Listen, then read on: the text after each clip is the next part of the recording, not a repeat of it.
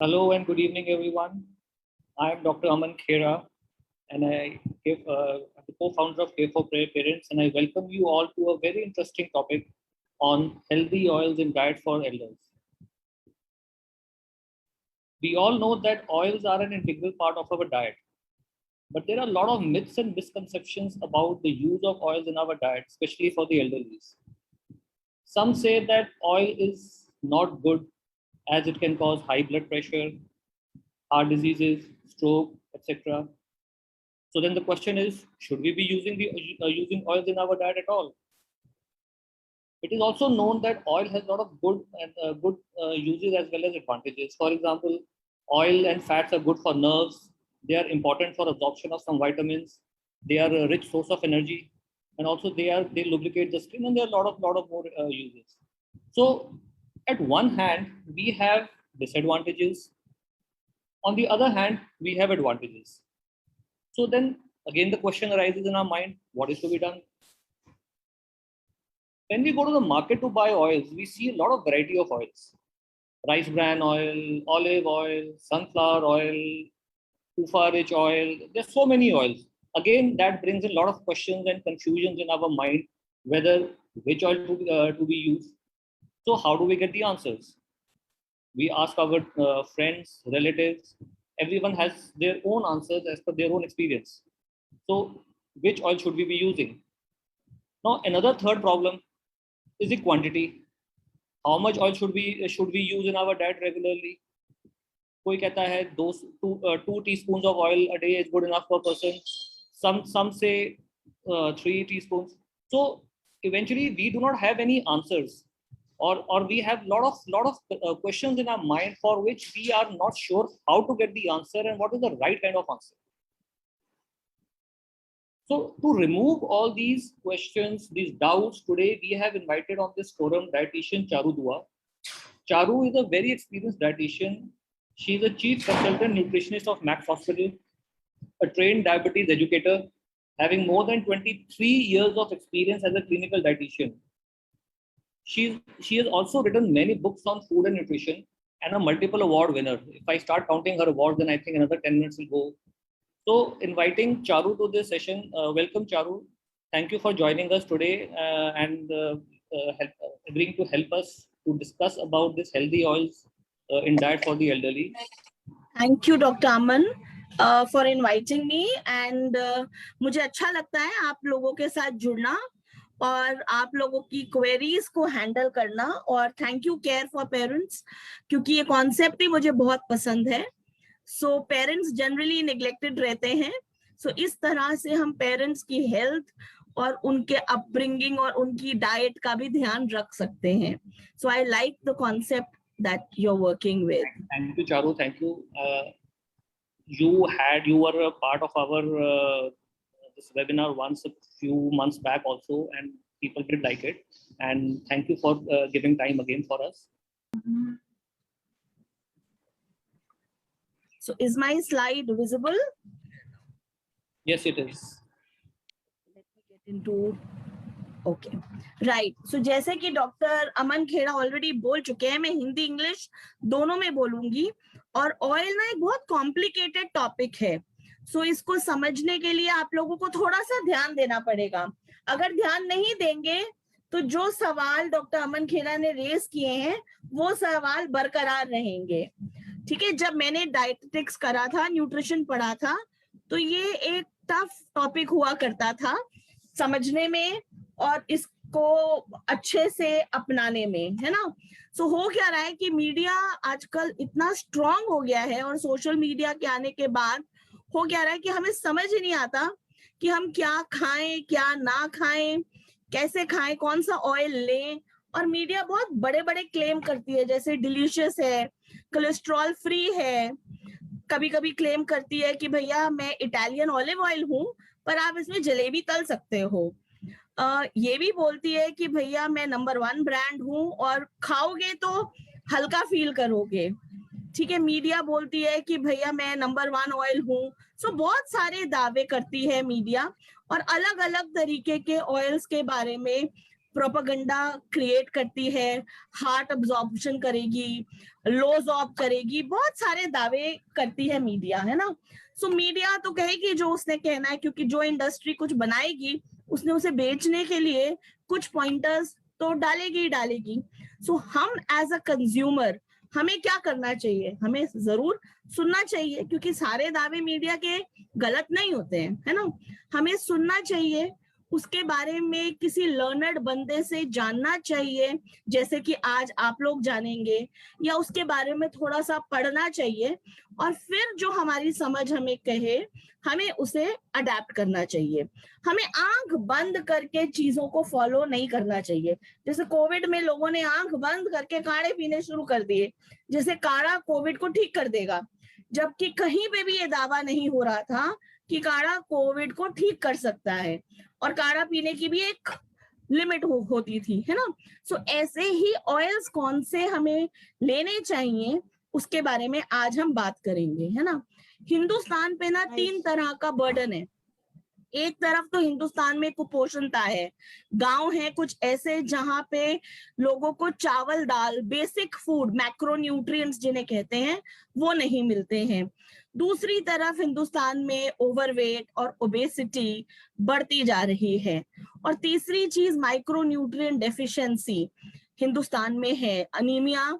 जब मैं डाइटेटिक्स पढ़ रही थी आज से 25 साल पहले, तो अनीमिया में तब भी पढ़ रही थी कि इंडिया में अनीमिया की प्रॉब्लम है, आयरन डेफिशिएंसी है, बहुत सारी चीजें ये तब भी पढ़ रही थी, और आज भी इंडिया अनीमिया को कॉम्बैट कर रहा है। पर आजकल विटामिन डी डेफिशिएंसी और विटामिन बी12 डेफिशिएंसी भी बढ़ रही है। सो NIN जो है ICMR है ना, जिस ICMR के बारे में अब काफी लोग जानते हैं। सो ICMR ने एक प्लेट दी है, एक हेल्दी प्लेट इंडियन पॉपुलेशन के लिए। सो अगर ये प्लेट को ध्यान से देखेंगे, ये प्लेट बोलती है आधी प्लेट जो है हमारी सब्जियों से भरी हुई होनी चाहिए और फल से भरी हुई होनी चाहिए। बाकी की जो आधी प्लेट है उसमें थोड़ी सी मात्रा पल्सेस, अंडा या नॉन वेजिटेरियन का होना चाहिए, नट्स और सीड्स भी खाने हैं। ऑयल अगर आप देखेंगे बहुत थोड़ी क्वांटिटी में ऑयल यूज करने के लिए बात करते हैं, और सीरियल्स और न्यूट्रास्यूटिकल्स और मिलेट्स हमें अलग अलग तरीके के होल ग्रेन्स के खाने चाहिए। तो ये तो बात है कि हमें खाना ऐसा चाहिए, क्योंकि ये हमारे को अगर हमारा खाना ऐसा होगा तो हमारी हिडन हंगर यानी कि कुपोषणता भी कम होएगी। हमें ये अलग अलग डिजीजेस जो अर्बन पॉपुलेशन की डिजीजेस हैं, नॉन कम्युनिकेबल डिजीजेस हैं, उनसे बचाएगा, ठीक है। पर NIN ने और ICMR ने, या ICMR की जगह ICRM हो गया है, ICMR ने एक सर्वे किया और ये सर्वे को लॉन्च किया और बताया कि जो रूरल पॉपुलेशन है वो सीरियल्स और न्यूट्रास्यूटिकल्स और मिलेट्स ज्यादा खाती है as compare to urban population. और अगर हम फैट्स और नट्स एंड ऑयल्स की बात करें तो अर्बन पॉपुलेशन 13% फैट खाती है और रूरल पॉपुलेशन फैट भी कम खाती है। सो जो प्रपोर्शन है, जो रिकमेंडेड प्रपोर्शन है 12% फैट खाने का, तो अर्बन पॉपुलेशन 13.7% एवरेज खाती है और रूरल पॉपुलेशन 7% खाती है। अर्बन पॉपुलेशन में अदर फूड्स जैसे कि chips, biscuits, chocolates, sweets, juices और एरिएटेड ड्रिंक की मात्रा बढ़ती जा रही है, जो कि प्लेट में नहीं है पर अर्बन पॉपुलेशन 11% खाती है, ठीक है। और इसी की वजह से, क्योंकि हमारा खान पान बदल रहा है, ओवरवेट, ओबेसिटी अर्बन पॉपुलेशन के साथ साथ रूरल पॉपुलेशन में भी आ रही है, क्योंकि रूरल पॉपुलेशन भी खाना अच्छे से नहीं खा रही है। हाइपरटेंशन बढ़ रही है, डायबिटीज भी बढ़ रही है, ठीक है। एक स्टडी और हुई थी, जो ये बीच वाली टेबल है वो बताती है कि हमें कार्बोहाइड्रेट 50 से 55% तक खाने चाहिए, फैट 15 से 30% तक खाने चाहिए, सैचुरेटेड फैट यानी कि घी, मक्खन 10% एनर्जी का खाना चाहिए, लेस देन 10%, फाइबर हमें 30 से 40% खाना चाहिए, और मोनो अनसैचुरेटेड फैट जो हार्ट प्रोटेक्टिव है वो हमें 10 से 15% खाना चाहिए। पर ये स्टडी ने क्या पाया कि कार्बोहाइड्रेट, फैट और सैचुरेटेड फैट हम एक्सेस में खा रहे हैं जितना रिकमेंडेड है, और फाइबर यानी कि रेशा जो हमें बीमारियों से बचाता है, और मुफा जो भी हमारी बीमारियों से बचाता है, वो हम कम खा रहे हैं। सो जो चीज हमें ज्यादा खानी चाहिए वो हम कम खा रहे हैं, और जो चीज हमें कम खानी चाहिए वो हम एक्सेस में खा रहे हैं। सो एक्सेस में खाने की वजह से इंडिया की जो कार्डियोवैस्कुलर डिजीजेस हैं as compare to European countries अलग ही तरीके का मोर्टेलिटी रेट बताती है। आजकल हार्ट डिजीज 35 साल में I have seen people dying with heart disease, sudden heart attack at 35 years in the hospital, right? So this is increasing in India, और इंडिया क्योंकि डाइवर्स कंट्री है तो खाती भी अलग अलग तरीके से है। और बेसिकली अगर देखा जाए डिसलिपिडीमिया जो बहुत कॉमन है, ये बहुत इंपॉर्टेंट फैक्टर, रिस्क फैक्टर है for MIs in the population, right? So हमारे को डिसलिपिडीमिया से भी बचना है और अपना जो कोलेस्ट्रॉल प्रोफाइल है उसको अच्छा बना के रखना है। ये भी स्टडी बता रही है कि डाइटरी फैट अगर हम ज्यादा खाएंगे तो वुमेन पे इम्पैक्ट करती है, राइट? सो डायबिटीज में डिसलिपिडीमिया ज्यादा पाया जाता है, ये स्टडी ने बताया है। और हमारी जो यूरोपियन पॉपुलेशन से अगर हमारी डिसलिपिडीमिया का प्रोफाइल को चेक किया जाए तो हमारी कंट्री में ट्राइग्लिसराइड्स लेवल्स ज्यादा बढ़े हुए होते हैं, क्योंकि हम कार्बोहाइड्रेट ईटिंग पॉपुलेशन है, इसीलिए हमारे ट्राइग्लिसराइड लेवल्स बढ़ जाते हैं। सो अगर आपके ट्राइग्लिसराइड लेवल्स बढ़ रहे हैं और बाकी के आपका लिपिड ठीक रह रहा है तो आपको अपने कार्बोहाइड्रेट्स को भी सोचने की जरूरत है। हमारा जो जीन है ना, क्योंकि हम एशिया में पैदा हुए हैं, और अगर हम यूरोपियन पॉपुलेशन को देखेंगे हम लोग फैटी और थ्रिफ्टी जीन्स के साथ पैदा हुए हैं। अब ये तो ये हम कुछ नहीं बदल सकते, और फैटी और थ्रिफ्टी जीन्स के साथ पैदा होने के कारण हमारे एलडीएल लेवल ज्यादा हो जाते हैं, हमारे एचडीएल लेवल यानी कि गुड कोलेस्ट्रॉल लेवल कम हो जाते हैं, और हमारे को बहुत सारी बीमारियां जल्दी आ जाती हैं, ठीक है? सो अब जब इतना फैट नुकसान करता है तो फैट खाना क्यों चाहिए, ये डॉक्टर अमन खेड़ा ने ऑलरेडी बता दिया। क्योंकि फैट नहीं खाएंगे तो एनर्जी नहीं मिलेगी। फैट अगर नहीं होगा तो हमारे फैट सॉल्युबल विटामिन्स, जो मैक्सिमम विटामिन्स हैं वो फैट सॉल्युबल हैं, vitamin A, vitamin D, vitamin E, vitamin के, बी को छोड़ के बाकी सारे फैट सॉल्युबल विटामिन्स हैं वो हमारे शरीर में अब्सॉर्ब नहीं होंगे। सो जीरो ऑयल खाना हमें नहीं खाना चाहिए, ठीक है? डाइट में अगर फैट नहीं होगा तो डाइट पैलेटेबल नहीं होगी, टेस्टी नहीं होगी, स्वाद नहीं होगा, हमारे को सटाइटी नहीं मिलेगी। सटाइटी मतलब हमारे को भूख, पेट भरने का एहसास नहीं मिलेगा, ठीक है? बॉडी में ये इंसुलेटर की तरह काम करती है, हमारी बॉडी के डिफरेंट फंक्शंस को रेगुलेट करती है, हमारे शरीर में बीमारी के दिनों के लिए एनर्जी रिजर्व करती है। सो फैट बहुत इंपॉर्टेंट है हमारे खाने पीने में। बट व्हाट इज इंपॉर्टेंट कि हमें ये परसेंटेज को नहीं बढ़ाना है। 20 से 30% फैट हमें पूरे दिन में खाना चाहिए। जहां पे ये 30% से ऊपर हो जाता है वहां पे गड़बड़ शुरू हो जाती है। सो इंपॉर्टेंट है इसका पोर्शन कंट्रोल करना।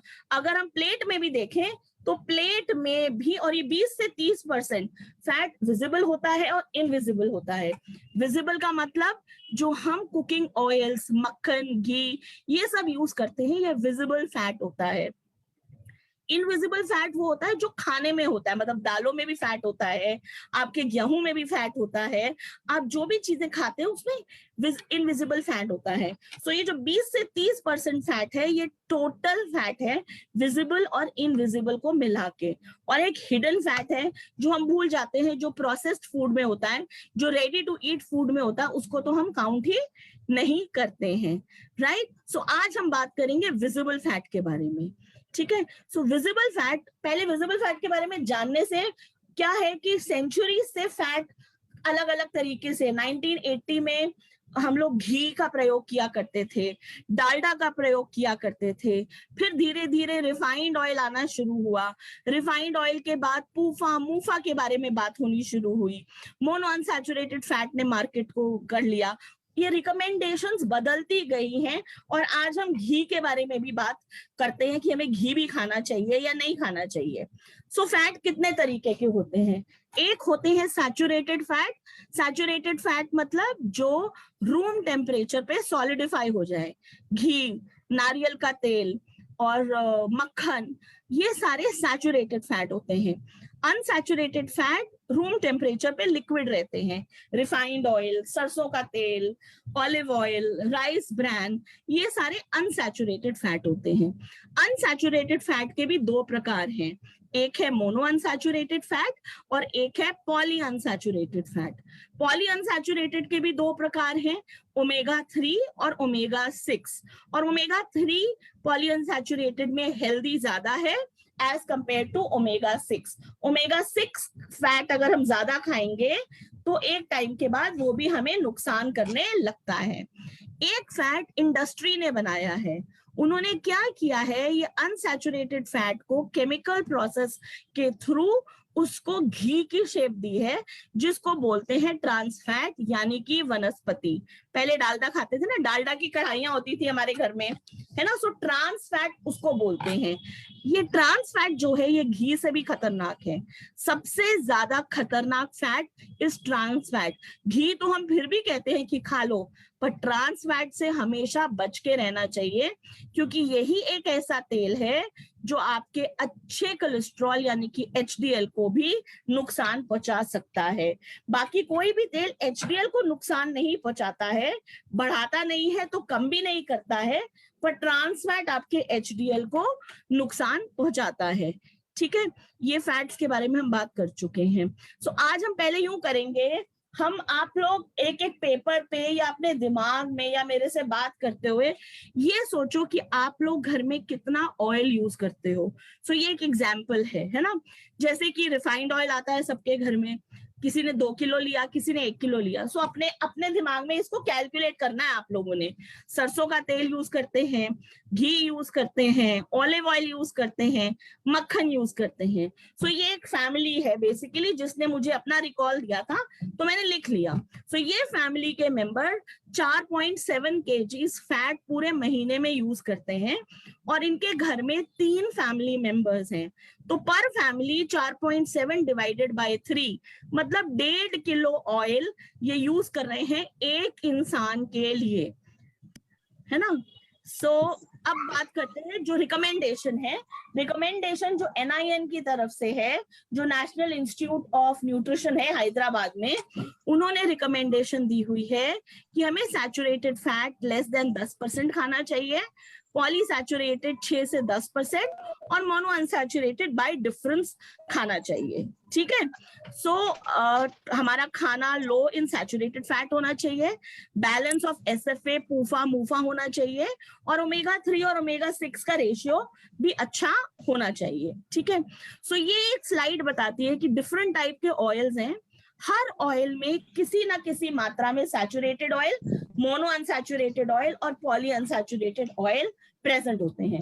सो कोई भी ऑयल, जैसे अगर हम नारियल का तेल देखें, नारियल का तेल में रेड वाली डंडी बहुत ज्यादा है। सो 84% ये सैचुरेटेड फैट है।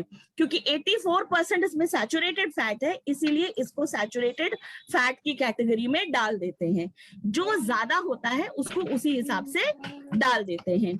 और हिंदुस्तान में अगर देखा जाए तो अलग अलग तरीके के, north Indians mustard oil, rapeseed oil use करते हैं, ईस्ट पॉपुलेशन मस्टर्ड के साथ कोई और तरीके का ऑयल यूज करेगी, साउथ में ग्राउंडनट ऑयल, नारियल का तेल ज्यादा है ना।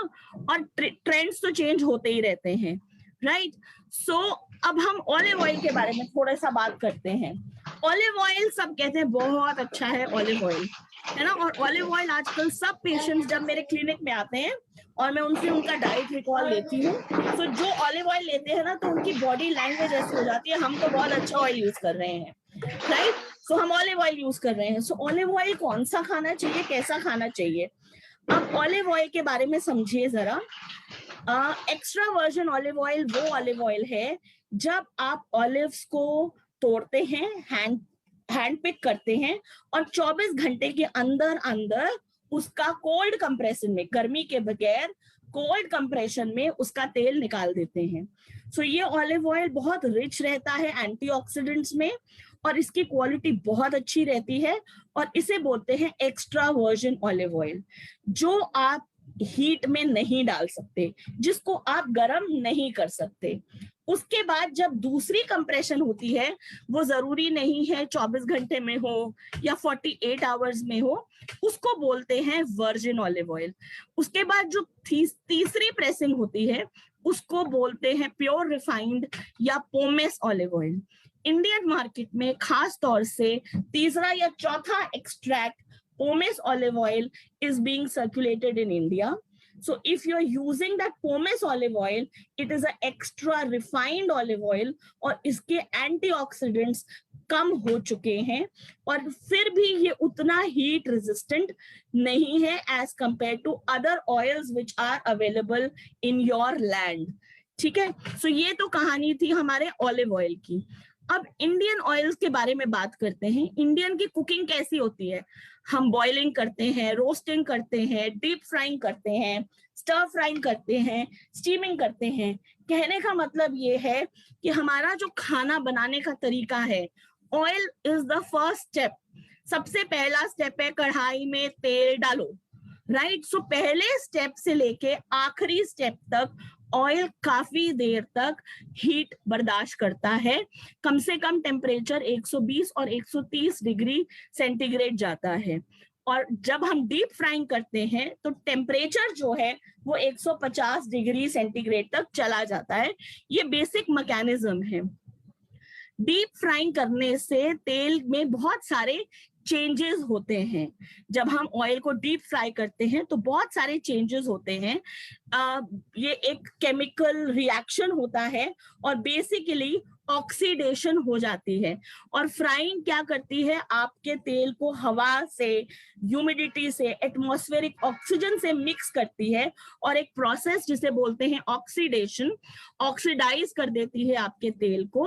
और ऑक्सीडेशन की वजह से फ्री रेडिकल रिलीज होते हैं और ये फ्री रेडिकल्स बीमारियों की जड़ होती हैं, जिनको मारने के लिए एंटीऑक्सीडेंट्स चाहिए होते हैं, right. So free radicals are not very good when you keep on frying with this oil. So जरूरी है कि जो भी आप ऑयल यूज करें उसको हमें प्रोटेक्शन में यूज करना है और उसको प्रोटेक्ट करके यूज करना है। तो उसकी प्रोटेक्शन का प्रोसेस क्या है कि हमें ऑक्सीडेटिव डैमेज जब हो जाता है, इतनी सारी बीमारियां हो सकती है हमें जब ऑक्सीडेटिव डैमेज हो जाता है, राइट। ये स्मोकिंग पॉइंट है डिफरेंट ऑयल के।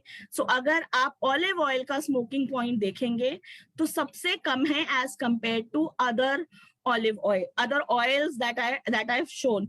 घी का स्मोकिंग पॉइंट देखिए कितना अच्छा है।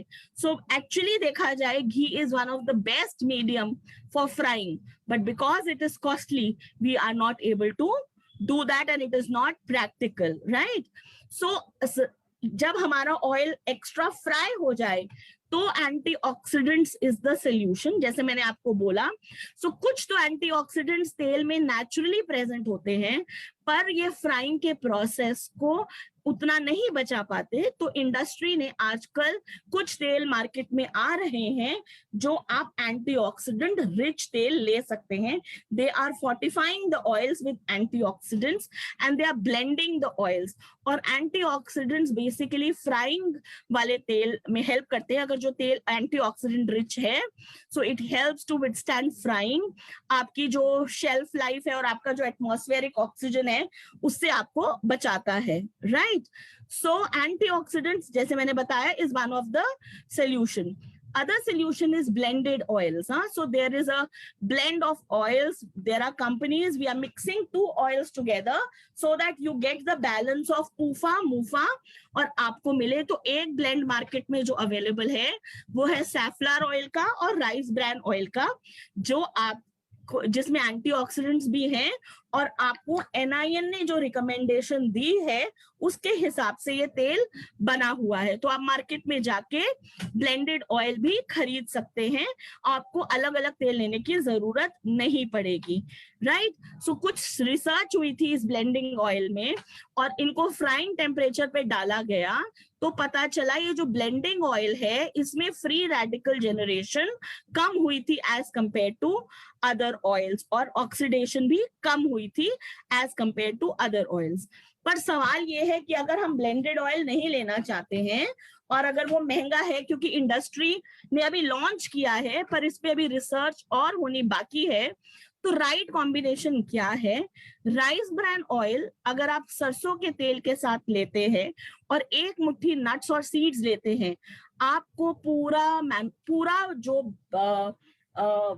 NIN ने बोला है वो सारा कॉम्बिनेशन मिल जाएगा।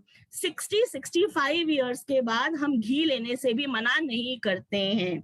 सो if you are 60 and 65 plus आप घी का इस्तेमाल भी कर सकते हैं, और even if you are lesser than 60 then also घी का इस्तेमाल कर सकते हैं। On an average, we say half a kg of oil should be used per person per month.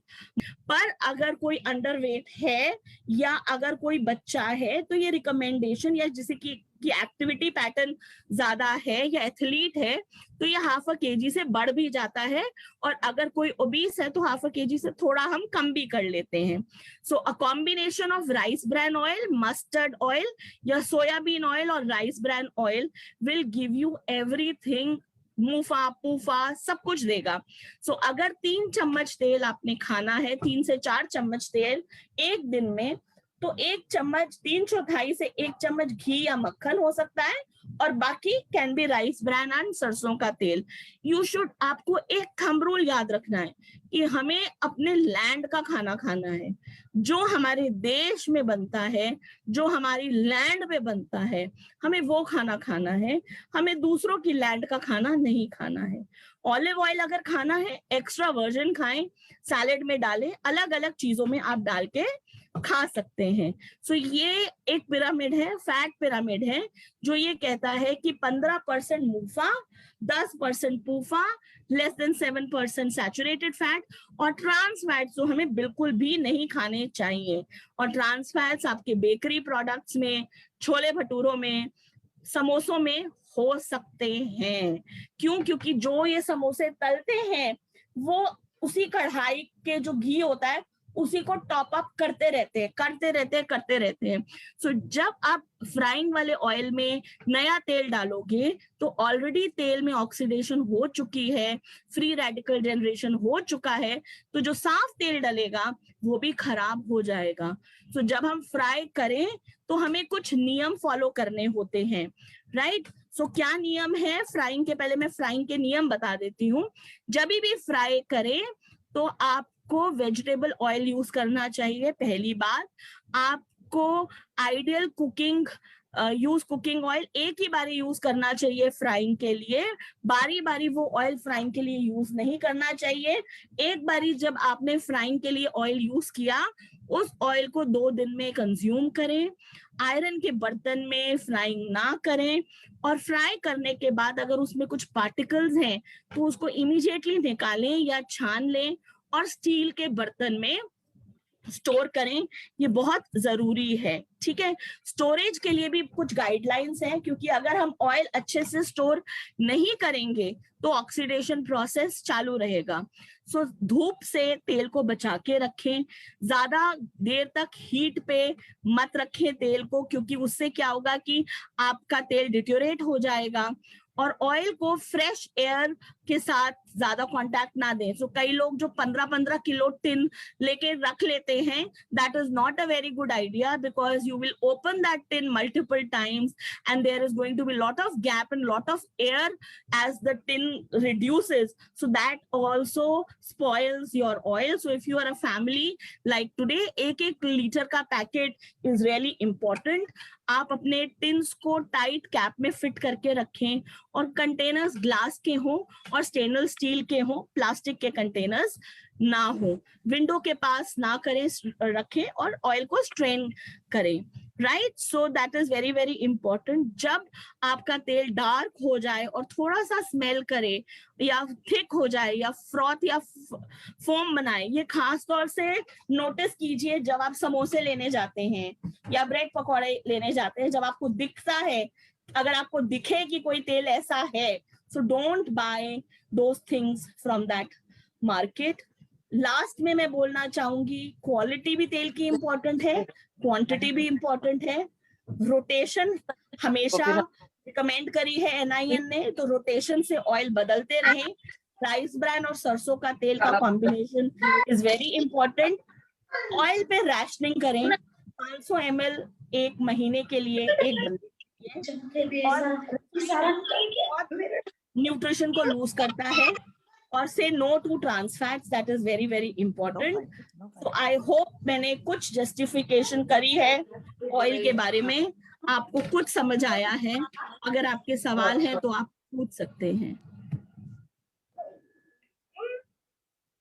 Charu, thank you very much. It was very interesting what you had said. I have one question which I'm sure others will be also having. You have said that per day the allowance is around half kg a day, right? Now consider, is it same for all age groups, or maybe elderly who are having cardiac disease or high blood pressure or history of stroke or something like that? So what do you recommend for them? What combination should be is the right combination, and what is the right amount for them? So half kg is the safest for urban population, for sedentary population, right? Half kg is good for the non-communicable diseases that are existing, for diabetes, for cardiovascular diseases, for stroke. Everybody, half kg per person per month is absolutely okay. If I convert it into teaspoons, it is 3 to 4 teaspoons. This is a healthy recommendation. If you want to lose weight, then also half a kg is the recommendation, right? But what we are eating is much more. Nowhere NIN says, nowhere any study says that cut down on fat. They say moderation in fat, and half a kg is as per the guidelines, as per the moderation limit, and as per the pyramid, right? So half a kg is something that you should be eating. Even the geriatric population, we can relax a little bit in terms of ghee. When you are 60-65 years above, we can add 1 teaspoon of ghee extra above when you are above 60-65 ages. So half a kg is good enough. For kids, it is not half a kg, it is less, and it keeps on changing as per the activity level of the child. And for adults also, it keeps on changing as per the activity level. I hope I've answered your question, Dr. Aman. Yes, definitely, Charu. Thank you. Yeah. और आप हर disease में oil, rice bran और सरसों का तेल is the safest oil to have. और rice bran का smoking point भी बहुत अच्छा है, सो आप उसको फ्राइंग के लिए भी यूज कर सकते हैं। Hello, yes, I'm listening. Madam, I want to know, filter oil is good or refined oil is good? Sir actually जैसे मैंने बताया था, ये कन्वेंशनल स्टोरी चलती आ रही है फिल्टर और रिफाइनिंग में। रिफाइनिंग डेफिनेटली बहुत ज्यादा लॉसेस करती है, इसीलिए इंडस्ट्री बात कर रही है ऑयल में एंटीऑक्सीडेंट्स डालने की, क्योंकि रिफाइनिंग काफी एंटीऑक्सीडेंट्स को हटा देती है। कच्ची घानी का तेल हम बोलते थे ना, पहले हम कच्ची घानी का तेल सरसों का सबसे अच्छा होता था, that is basically filtering, right? Right. So ये अलग अलग रिसर्च, अलग अलग पेपर्स इस पे आ रहे हैं। सो इसीलिए डेफिनेटली जब मैंने आपको ऑलिव ऑयल बोला, एक्स्ट्रा वर्जिन ऑलिव ऑयल क्या है? कोल्ड कंप्रेस किया गया है, उसको रिफाइन नहीं किया गया है, right? So extra virgin olive oil is full of antioxidants because it is cold compressed. It is basically filtered. Heating okay. और chemical processes नहीं use किए हैं, machine नहीं use किए हैं. So अच्छा, और ये definitely cold compress. So आजकल okay. filtering की जगह cold compression को ज्यादा मान्यता दे रही है. So oil which is prepared through cold compression, that is healthier. अच्छा, और मैडम ये सनफ्लावर ऑयल कैसा है? Sunflower oil देखिए is a polyunsaturated fat, right? So it is primarily PUFA, so it will not give you monounsaturated fat. So सिर्फ sunflower oil use अगर करते हैं, so that is not good. So sunflower oil, हाँ, उसके साथ में और कौन सा ऑयल उपयोग करें? मतलब एक महीना ये, एक महीना ये। सरसों का तेल जरूर इस्तेमाल करें, क्योंकि ऑयल में सरसों का या सोयाबीन ऑयल, यही दो ऑयल हैं जिसमें ओमेगा 3 फैटी एसिड प्रेजेंट है. अच्छा. और जैसे कि मैंने बताया, राइस ब्रान तेल, अगर आप सनफ्लावर तेल की जगह या आप सरसों का तेल और राइस ब्रान ऑयल फ्राइंग के लिए और फिर सनफ्लावर आपकी कुकिंग के लिए यूज करते हैं, सो दैट इज ओके. फिर आपको 3 तेल यूज करने पड़ेंगे. अच्छा, मतलब कि extra virgin olive oil is the best? Yes, it is best. It will give you monounsaturated fat. देखो, कोई भी एक ऑयल, मैं आपको टेक होम मैसेज ये देना चाहती हूँ, एक ऑयल कोई भी बेस्ट नहीं है. मैं ये बोलूं कि एक ऑयल इज नॉट बेस्ट, हाँ, so I will not give, right. Olive oil में एक्स्ट्रा ऑलिव ऑयल की वेराइटी में extra virgin olive oil best है, पर बाकी सारे तेल में ऑलिव ऑयल बेस्ट है ऐसा नहीं है. मैं ऐसा नहीं कह रही, ठीक है. ऑलिव ऑयल मोनोअनसैचुरेटेड फैट में रिच है, जो हमारे को हार्ट डिजीज से बचाता है. अच्छा, ठीक है. मतलब कि extra virgin olive oil plus आपको दो, सरसों का तेल और राइस ब्रान ऑयल. ओके. अगर आपने सरसों का तेल और राइस ब्रान ऑयल यूज किया तो आपको जो सारी पोषणता और जो सारी इंपॉर्टेंस है ऑयल की, वो आपको मिल जाएगी. ओके. सरसों का तेल और rice bran oil. Thank you madam, thank you.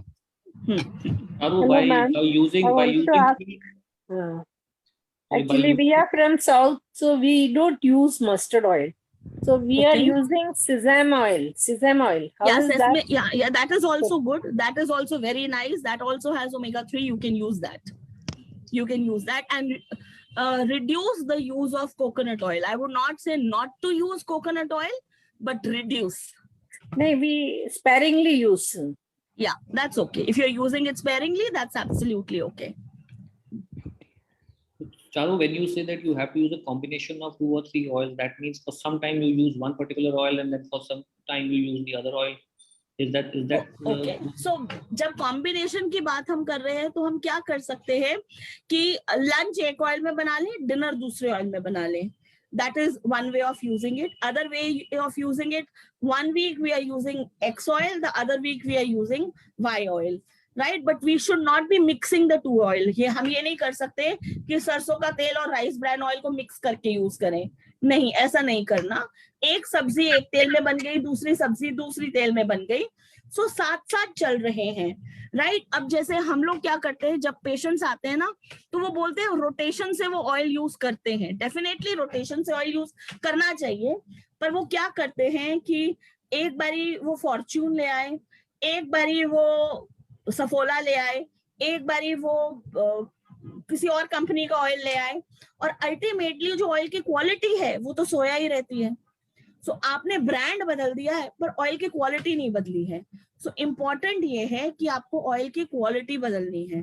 Right. सो कभी सोया यूज किया, कभी मस्टर्ड यूज किया, कभी राइस ब्रान यूज कर लिया, कभी मूंगफली का तेल यूज कर लिया, कभी सनफ्लावर यूज कर लिया.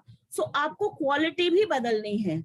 मतलब अगर आपने रोड व्हीकल चलाना है तो कभी स्कूटर चलाना है, कभी स्कूटी चलानी है और कभी गाड़ी चलानी है.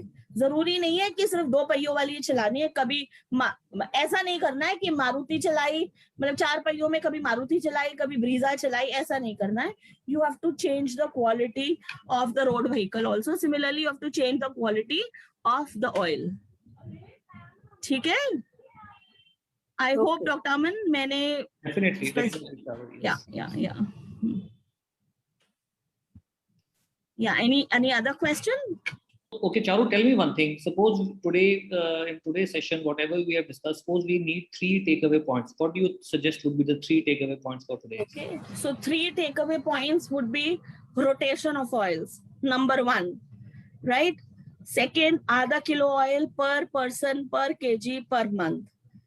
Third, अगर deep frying करते हैं तो वो oil को 2 दिन में इस्तेमाल करें और वो deep frying वाला oil दोबारा से frying के लिए use ना करें. So these are the 3 takeaway points that I will be giving.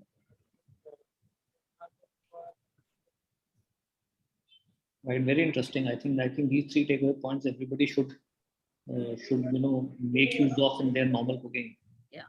बहुत जरूरी बात क्या होती है कि जब पेशेंट्स आते हैं ना हमारे पास तो बोलते हैं हम तो तेल ज्यादा इस्तेमाल नहीं करते. ज्यादा की डेफिनेशन मैंने ऑलरेडी बता दी. अब 1 कटोरी सब्जी मैंने बनाई है और 1 कटोरी सब्जी आपने बनाई है. सो हम यही बोलते हैं हमने तो 1 कटोरी सब्जी खाई, पर उस कटोरी सब्जी में कितना तेल गया. 1 कटोरी सब्जी में 5 चम्मच तेल भी जा सकता है और 1 कटोरी सब्जी में आधा चम्मच तेल भी डाल जा सकता है. सो ये डिपेंड करता है कि हमने कितना तेल डाल के सब्जी बनाई. So we have taken the 3 takeaway points like the rotation of oil, the amount of oil to be taken per month, and about the deep frying thing what you had said.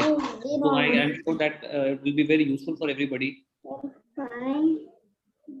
Yeah. Anybody else would like to say anything or ask anything?